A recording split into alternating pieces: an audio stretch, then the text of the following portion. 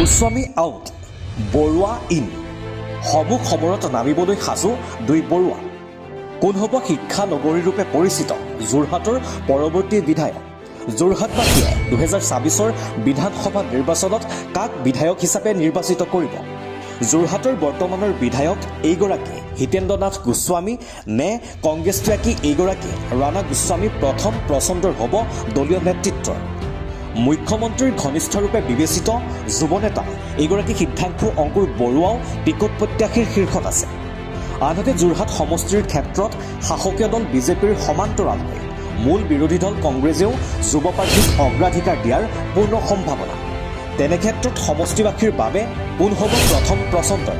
কংগ্ৰেছৰ কৃষাণু বৰুৱা নে শাসকীয় দল বিজেপিৰ সিদ্ধাৰ্থ অংকুৰ বৰুৱা? কংগ্ৰেছৰ এইগৰাকী যুৱ নেতা কৃষাণু বৰুৱাই দলীয় টিকট পোৱাৰ পূৰ্ণ সম্ভাৱনাই দেখা দিছে। অসম ৰাজ্যিক NSYৰ প্ৰাক্তন সভাপতি হিচাপে কৃষাণুৱে ছাত্ৰৰ ৰাজনীতিৰ পৰা আৰম্ভ কৰি জাতীয় কংগ্ৰেছৰ হৈ বিভিন্ন সময়ত নেতৃত্ব প্ৰদান কৰি আহিছে।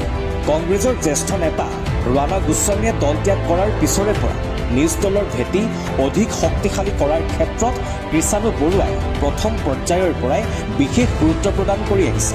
লোকসভা নিৰ্বাচনৰ সময়ত এইগৰাকী যুৱ প্ৰাৰ্থিত্ব প্ৰত্যাশীৰ বাবেই গৌৰৱ গগৈয়ে যোৰহাট সমষ্টিৰ যুৱ সমাজৰ অধিক সহায় লাভ কৰাৰ কথা এক প্ৰকাৰে প্ৰকাশ পাইছে। দলীয় নেতৃত্বই এইগৰাকী যুৱ প্ৰাৰ্থীৰ প্ৰাৰ্থিত্ব কেনেদৰে বিবেচনা কৰে সেয়া হ'ব পৰৱৰ্তী সময়ত এক লক্ষণীয় বিষয়।